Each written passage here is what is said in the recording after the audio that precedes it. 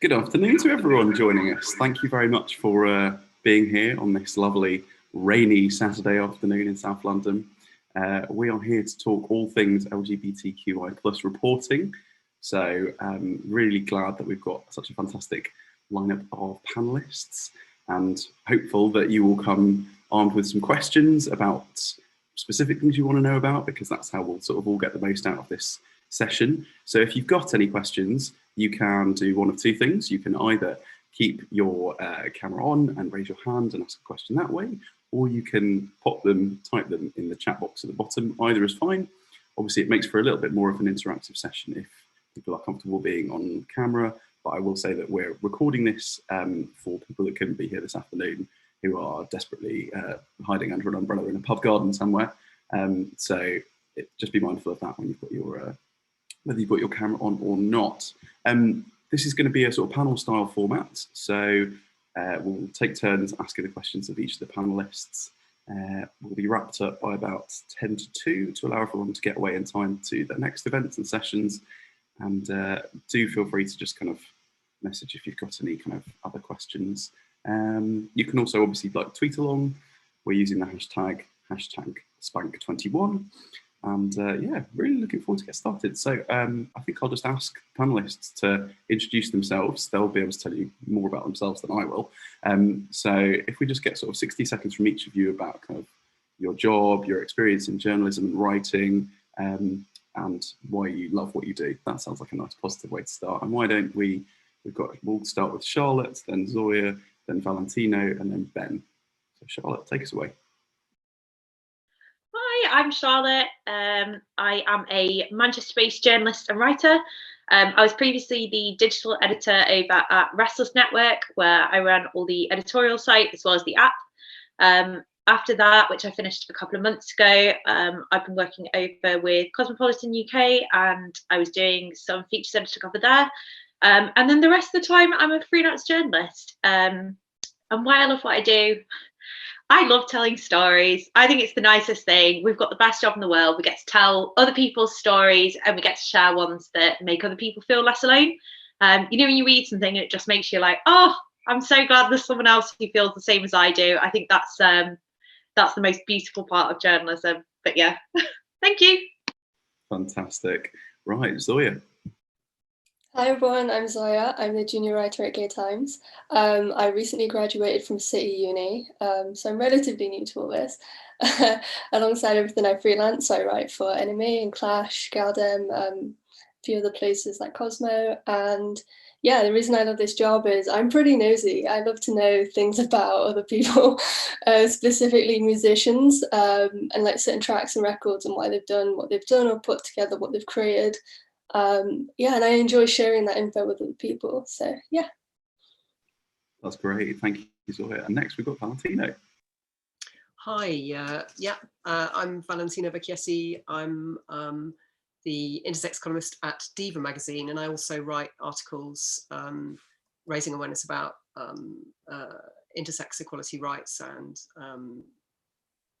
I've written articles for New Internationalists and other sort of publications, as well as doing things in academic kind of spaces. And the reason I do it is because I've been an activist for a number of years, and it's very hard to get accurate information out when you're talking about intersex rights, and also really matters to represent if you're from a very marginalized group of people. And yeah, and to just to also give people a sense that that in our community that they could also do that our voices matter and that our stories matter, beyond just as well that kind of knee-jerk big reveal story, but actual stories about our day-to-day lives. So really it's an act of activism in itself, the work I do.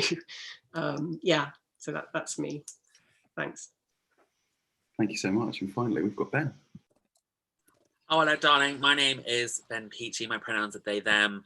I'm a multi-hyphenate business person, which means I'm a writer, speaker, presenter, diversity and inclusivity consultant, former fashion editor, spent a lot of time covering fashion shows, being a fashion critic, being a staff writer, I used to be a columnist for Restless. I've written for Cosmo, had words in The Guardian, Refinery 29. Haven't had that much published recently because I've been writing my debut book, which has gone to my publishers, so that's coming out soon.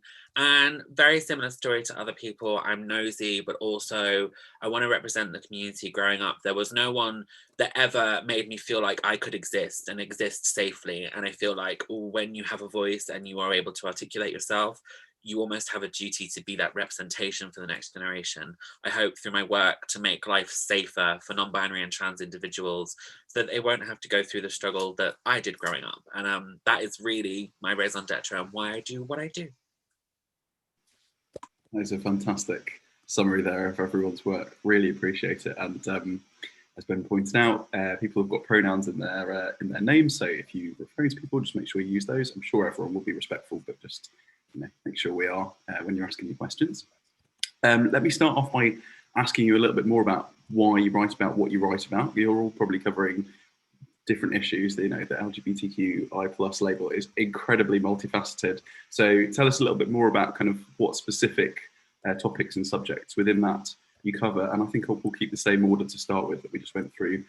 So we'll go with Charlotte, then Zoya, then Valentino, and finally Ben. So I specifically cover bisexuality because bisexual. I'm very pleased to be. I think that there's a lot of tricky things when it comes to bisexuality. Obviously, there's biphobia and bierasia, kind of even within the LGBTQ community as well as outside it. It sometimes makes it really challenging to kind of feel like you've got somewhere to exist. I recently started a column with Aurelia magazine called Existential Biases, which is pretty much what it sounds like.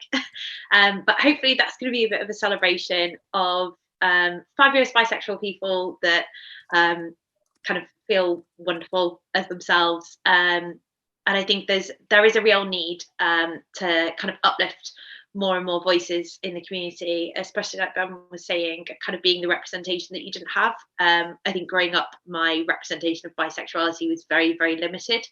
Even in the TV shows that kind of celebrated queerness, if you look at kind of Glee with a slightly more critical eye, which again, I'm showing my age, that was kind of the show I had for representation growing up. And I think even in Glee, there was like a whole storyline about how bisexuality doesn't exist. And that's frustrating to see because I think at the time, you're kind of so desperate for any representation that anything will do. And now I think everyone's got to the point now where anything won't do now. We kind of all want to see more and more sides of ourselves and more interesting stories about ourselves. And I think that's kind of the responsibility of LGBTQ journalists, kind of find and share those stories of seeing ourselves in them. So Hi, sorry, it took a second to unmute. But yeah, to follow up on that, I cover quite a variety of things, but predominantly pop culture, both in my job and then in freelance.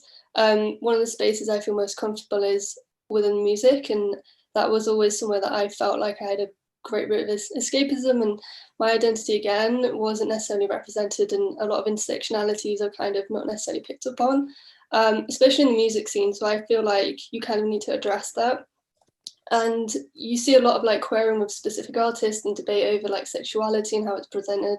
So I feel like it's important to address those kind of, not necessarily those theories, but those pointers, and kind of see how it's being portrayed in music, because a lot of it can be commercialized or however else. And so I think it's really important to pay attention to that. And then generally in pop culture, I draw on POC representation, because I think that's really important, obviously.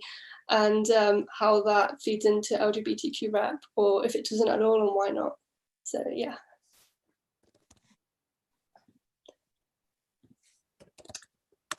What was the question again? It seems like a...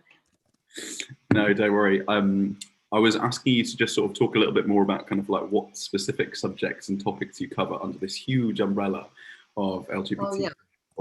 Thank you. Yeah, I was fascinated by what everyone else was saying, and then I sort of forgot that I was going to have to speak as well. Yeah, so for me, intersectionality is really important in the work I do, and the reason why I guess I've ended up what I do.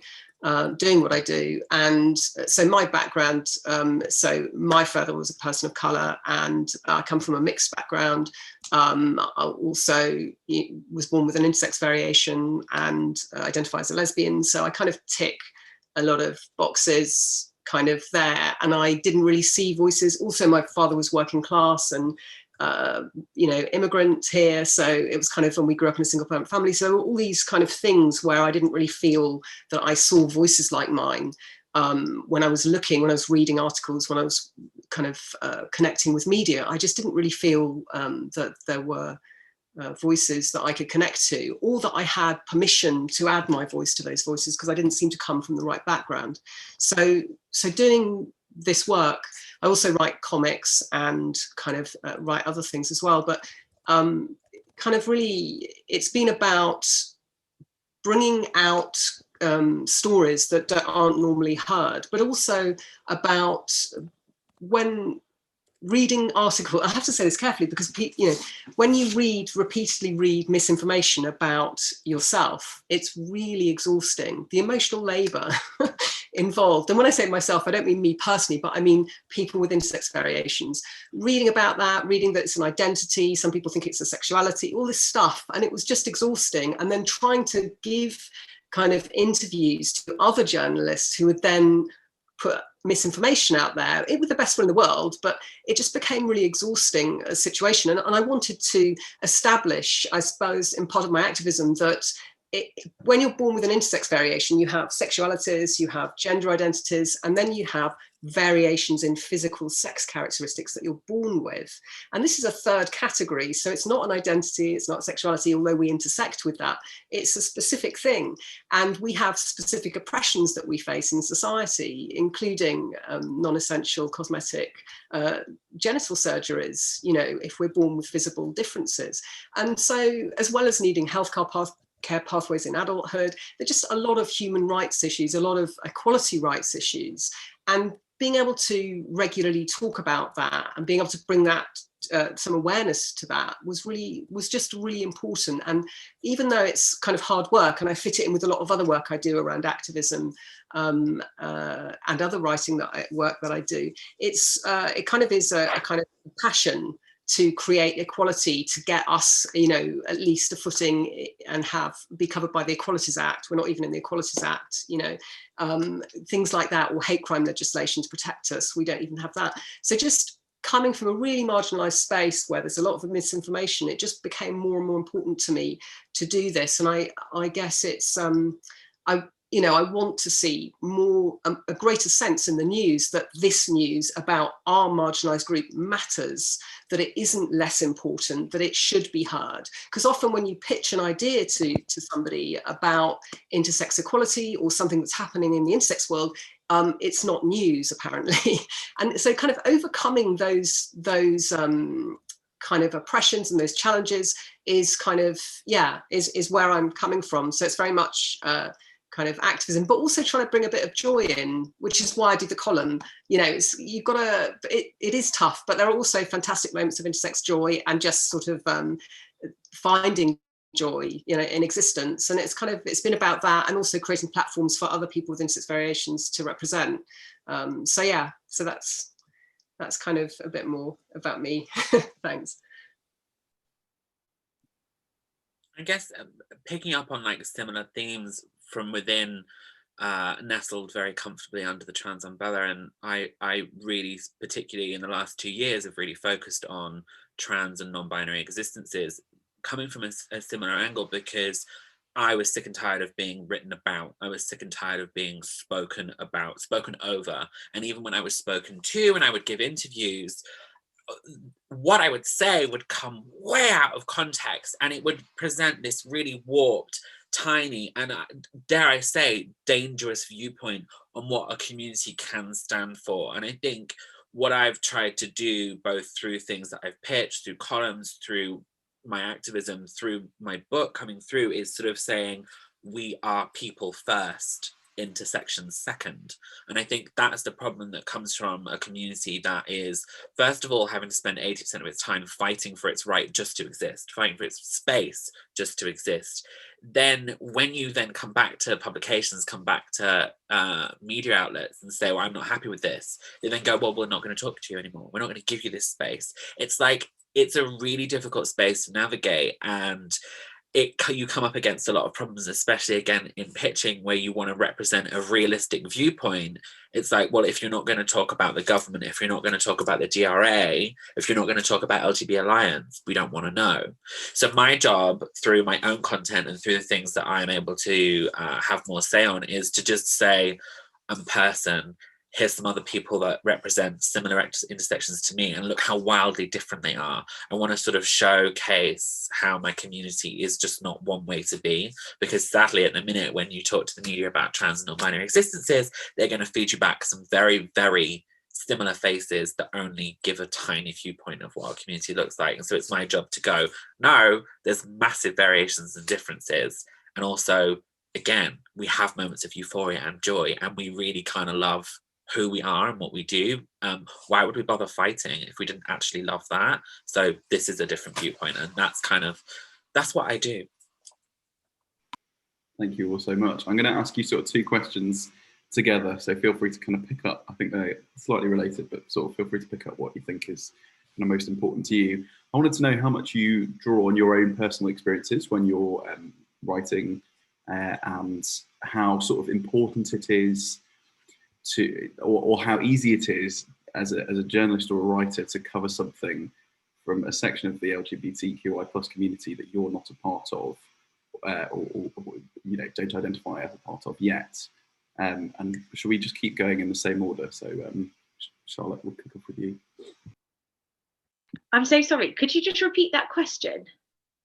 Yeah, sorry, it was two wrapped together. So sort of first of all, how much do you draw on your own personal experiences in your writing?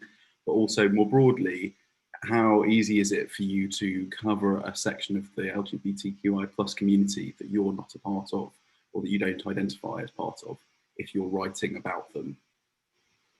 Okay, so the first question, I definitely draw a lot on my personal experiences, but I'm mostly a first person writer, so that kind of makes sense to me. I write quite often about my own experiences. I've literally, some of my ex-girlfriends have been like, please stop writing about me.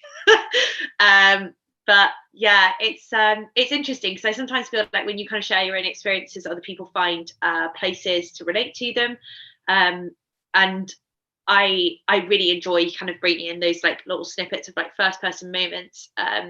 So for example, I'm working on an article with a reader at the moment that's around this idea of like the 50-50 bisexual and the kind of myth of percentages of queerness, of where sort of how gay are you, and this idea that we kind of have to very specifically label our identity, and that's been a really interesting one to explore, but it's something that again I've looked on my own personal experience, but I normally also speak to other queer people I know to kind of get their thoughts and make sure that I'm not missing something.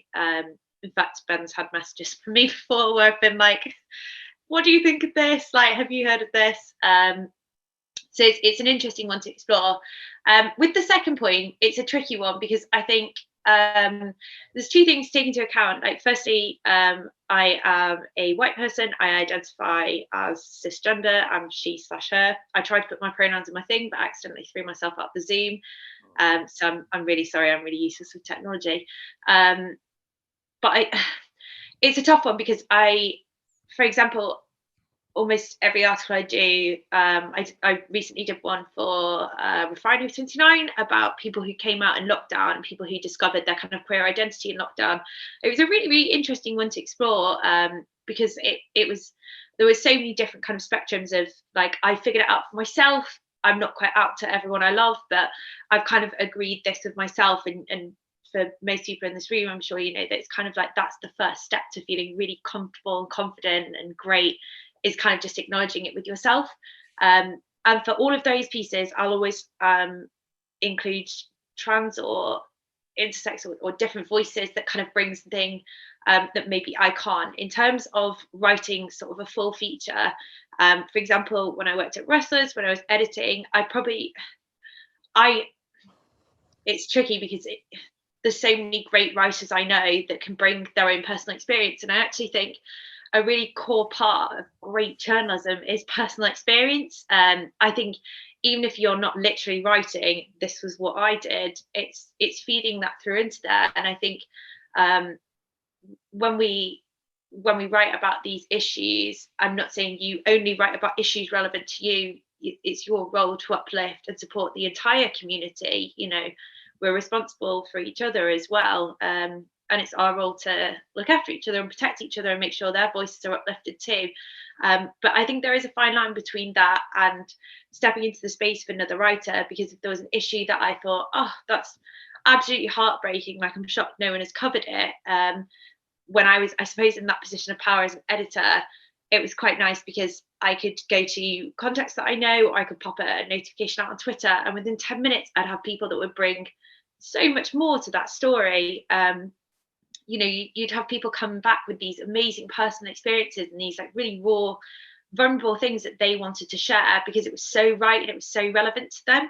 And it just means that the story that you tell becomes so much more interesting. And I think often, again, I'm sort of kind of being very hypocritical here in so many different ways, but I think the only other thing is that, especially with LGBTQ reporting, we tend to get relied on a lot for weeding out our own stuff. You know, I can't tell you how many editors have turned around and said like, oh, so were there any family that kind of hated you that maybe you could write about? And sometimes that's a bit disappointing because, you know, no one wants to kind of explore things that maybe either they're not comfortable with yet. But I think there's a level of confidence in knowing where the stuff that you want to bring to stories, it's totally great to bring vulnerability and challenges and these personal moments into your stories. But I think being comfortable and confident of where that line is for you, you know, maybe that line is not including certain people, or it's excluding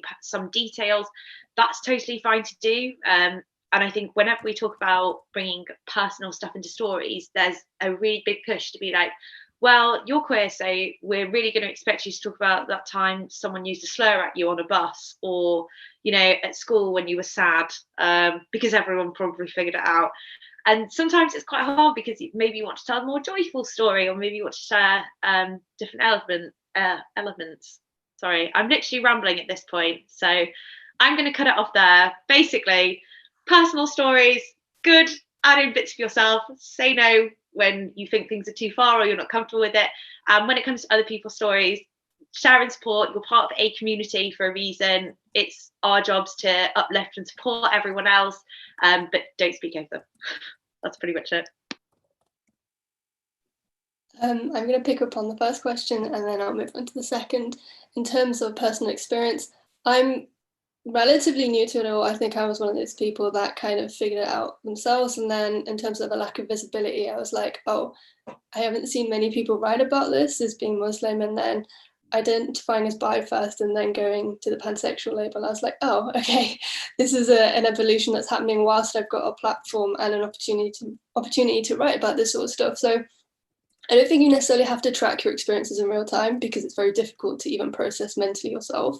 But one of the things I do, because I focus on mostly pop culture, is that I'm very empathetic and considerate to whoever I'm speaking with, whether they're trans, non-binary, etc. It's my biggest kind of contribution is to provide a platform where people feel safe and open to talk about what they want to do, what they want to say, what they want to like open the dialogue about. But I think what's also crucial is they get to lead the conversation, even though you get editorial kind of control and you can kind of you put the pitch together and you can kind of create a narrative. I think it's not your place or position to put quotes in their mouth or to have like leading questions where you know you're going to get a specific quote, because there's editorial responsibility within that. And I think you're very self-aware in terms of when you're going into an interview. So whilst I don't necessarily draw so much on my own work, and it is becoming something that I'm learning to do as I become more comfortable in myself, which I think is also totally fine. You don't have to right off the bat and say, you know, this is me and everything about me, it can take time. I more so just ensure that I can provide like a quote unquote safe space and just ensure that stories get out in the way they're supposed to be. And there's no kind of clickbaity title, there's no slander, there's no kind of misinformation, and we can be as clear as possible. That kind of feeds into the second point again. But I'm always conscious that if I do a feature, to try and reach out to as many like diverse people as possible, especially in terms of QPOC and intersectionalities like that. I always try to ensure that if I'm questioning a point or a quote, I always speak to as many different people as possible to get like informed insight, because I don't want to make it look like that I'm being a spokesperson for one issue. And when commissioning or kind of reaching out, again, trying to keep it as open as possible.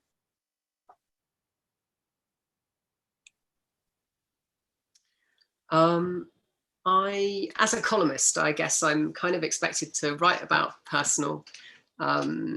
personal experiences, and so that, you know, that is something that I absolutely do. But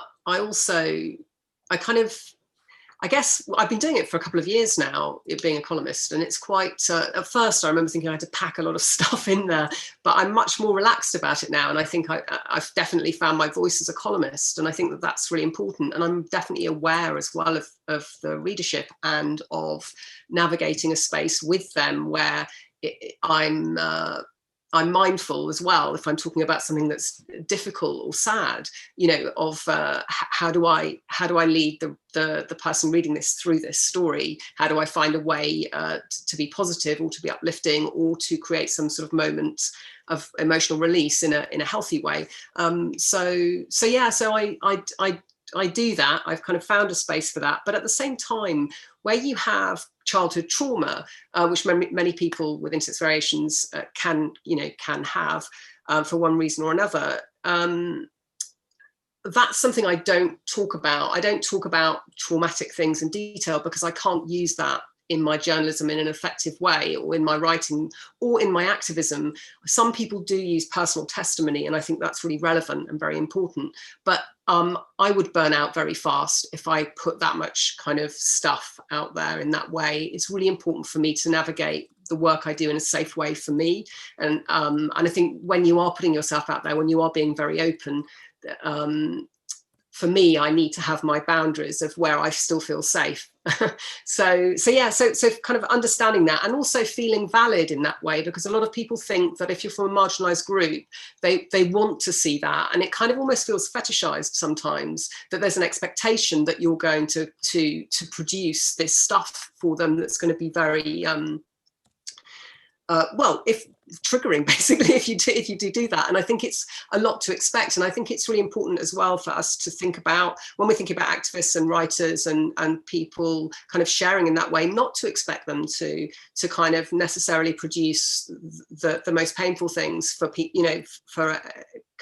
for entertainment in some way. And just to go back to the previous thing where we were talking about kind of clickbait titles or things like that, I think this is really important as well. I did a piece I was really proud of about global intersex rights, and the editor decided, without my knowledge, to give it a really clickbait title. And for me, having done that and having a kind of sense of my position in global activism and being one of the few people writing regularly and producing work regularly, and that it matters to my community, I had to contact a lot of people and say, I'm really sorry, this piece has now got a horrible clickbait title. And I went back to the publication and complained, and they changed it for the online version, but the print version, remained with that title because it had gone to print and no one had told me. And one of the most important things that I find with my relationship with Diva magazine, they've just been absolutely fantastic and supportive, but also the editors won't do that to me. I trust them. They won't change what I've written. They won't change the meaning of what I've written, or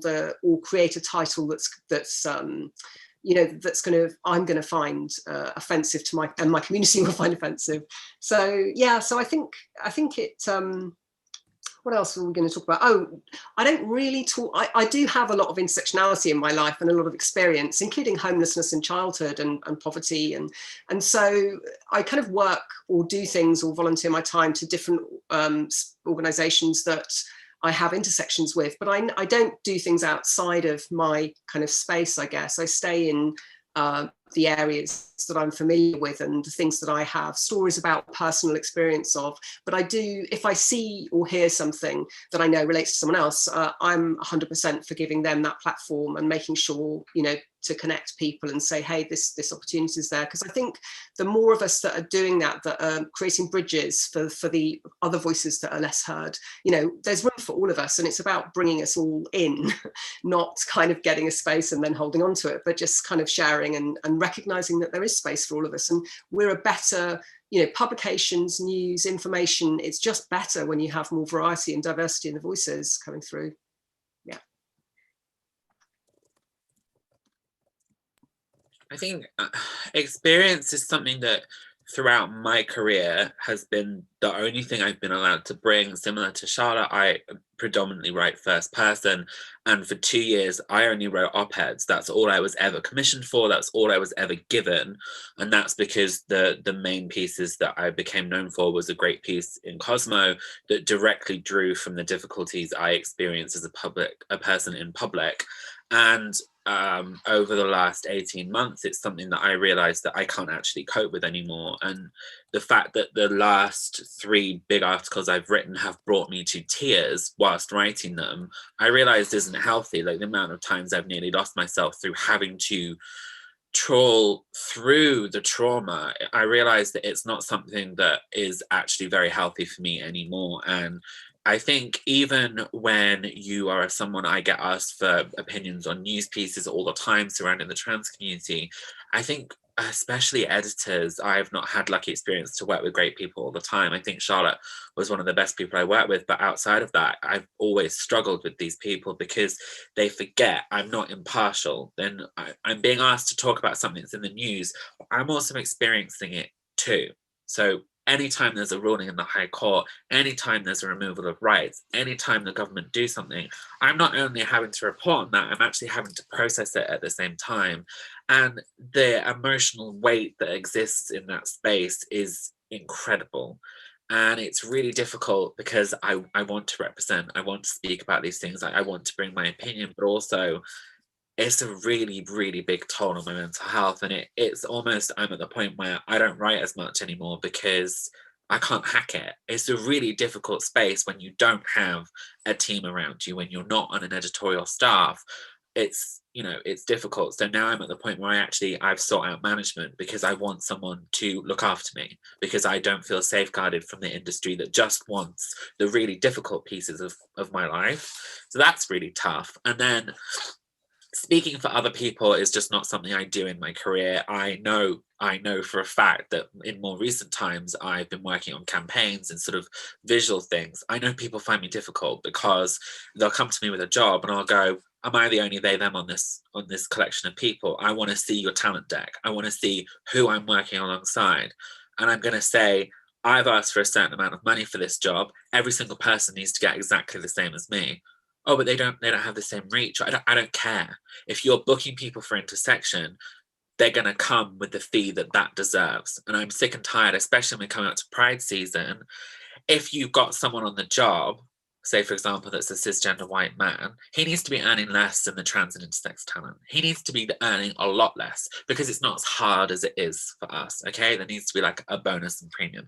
But that's like the negative side of our industry. But the positive side is that I've really been enjoying telling other people's stories just by holding space for them.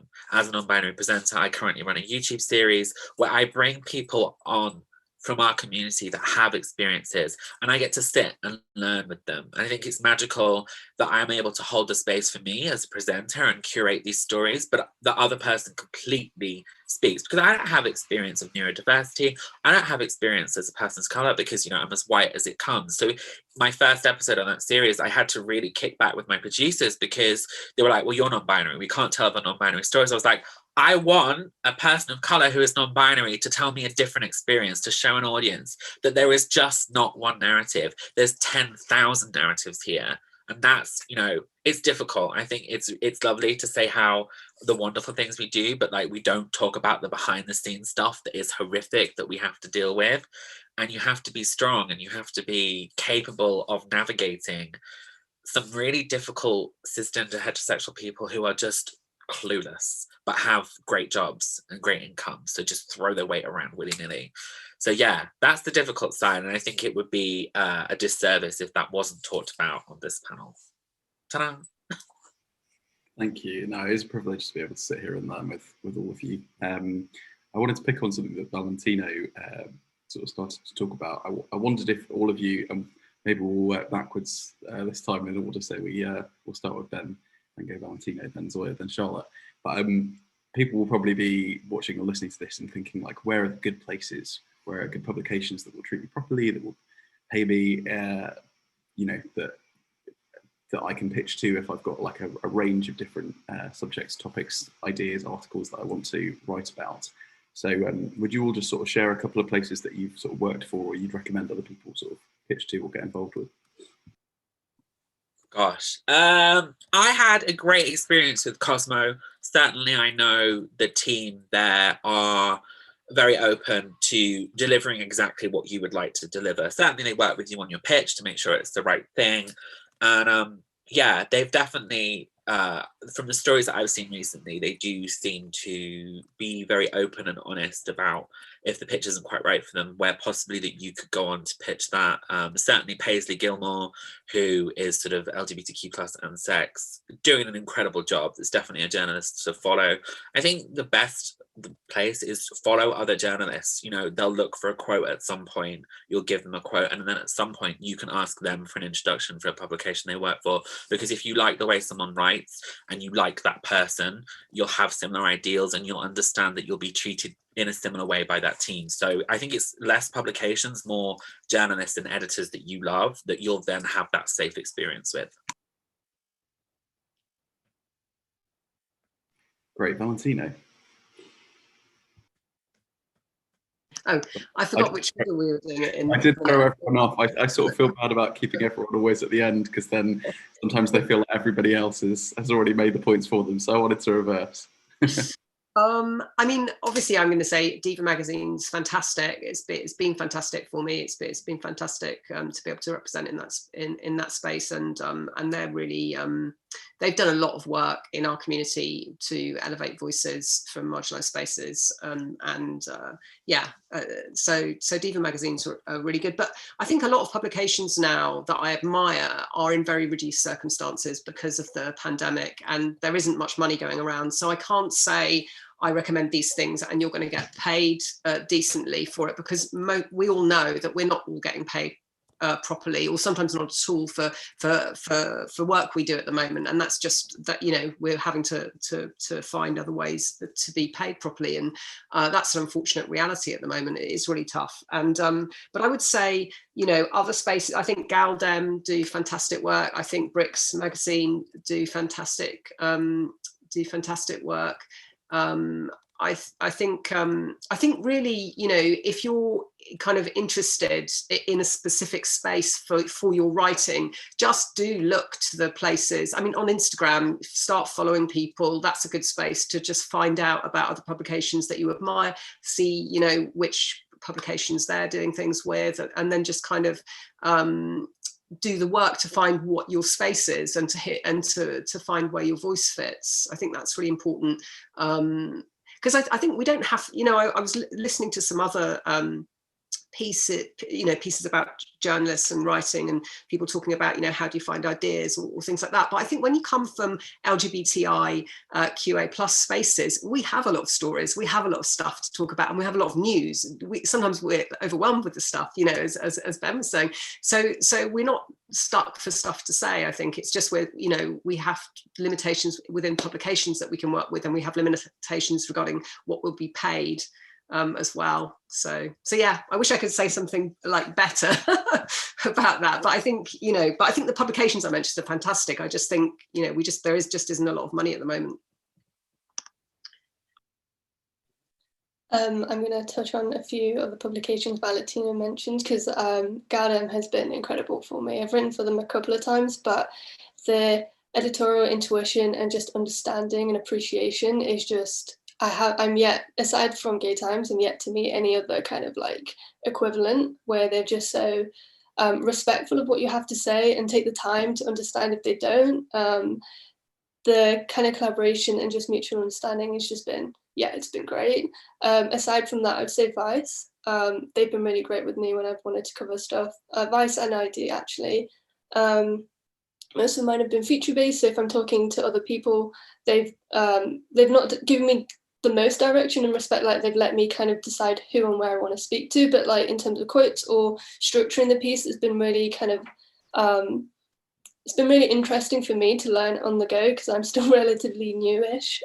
So yeah, I think they've been great. And then I would agree with Bricks. And I did a piece recently for Independent, which was about LGBTQ representation, QPOC representation in music.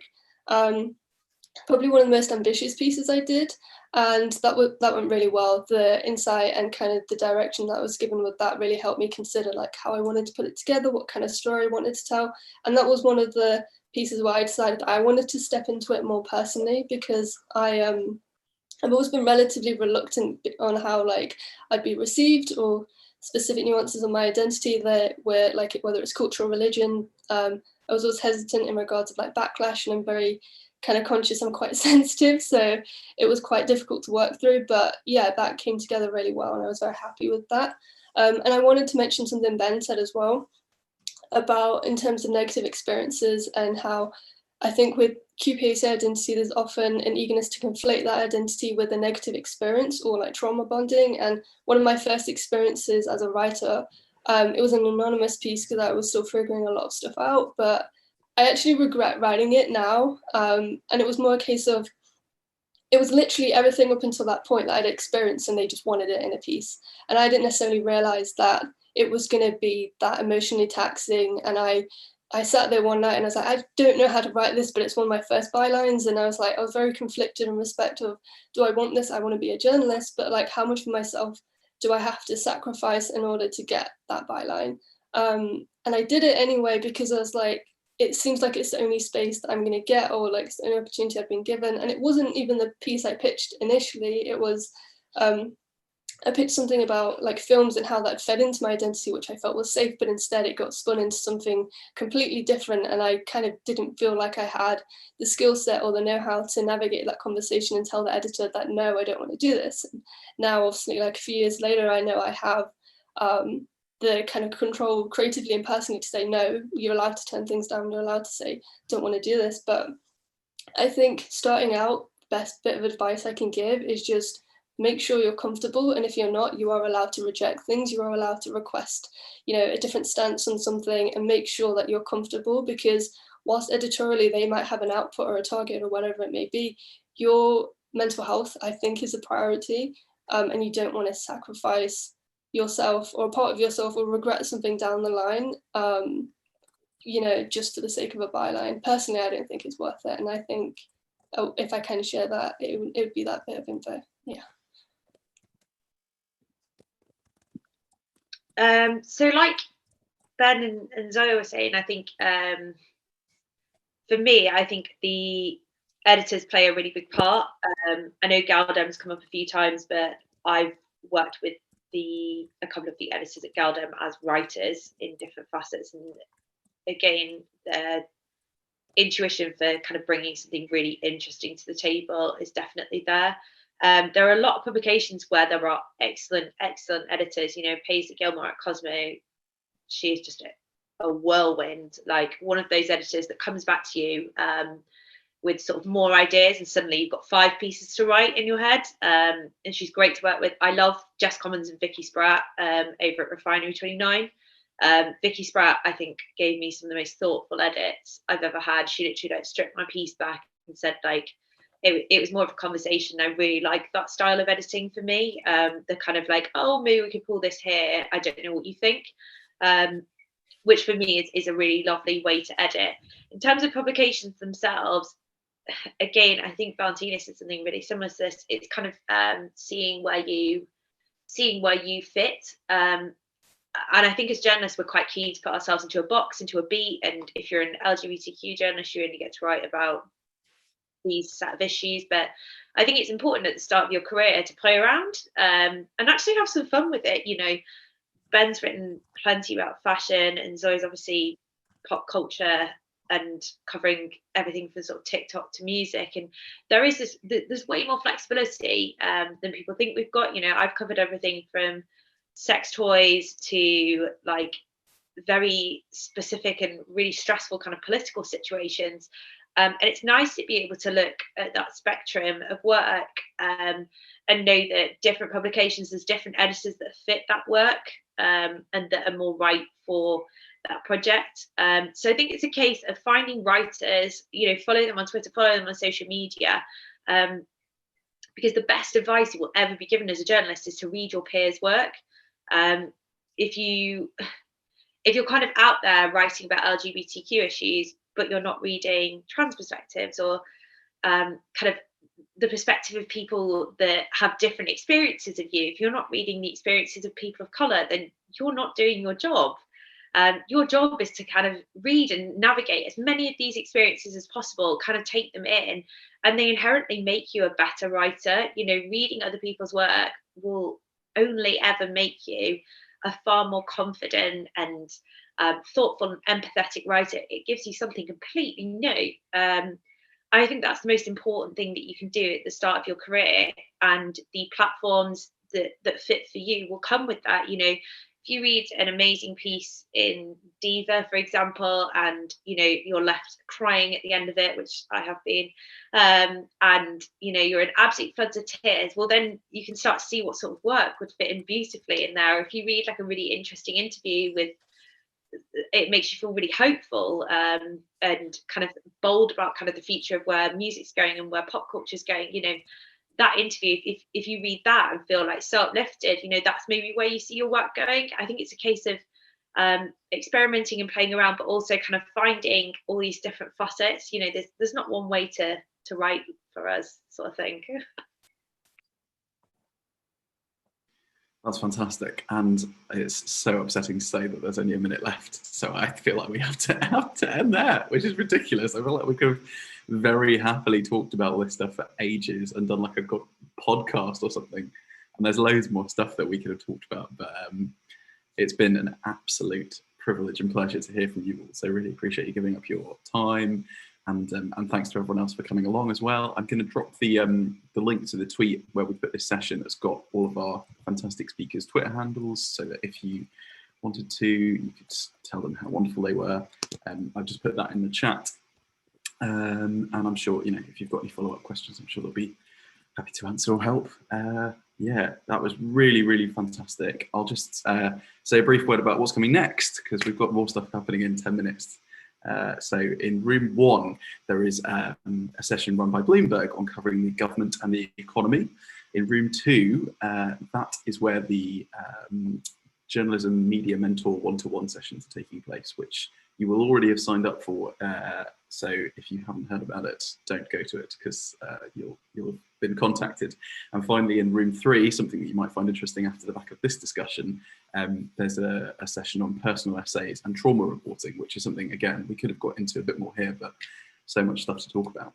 So with that, I will say have a wonderful Saturday and rest of your weekend. Thank you so much for honest, sort of unvarnished opinions, and also kind of a little bit of optimism. And yeah, I'll let you all go. Thank you again, and have a great weekend.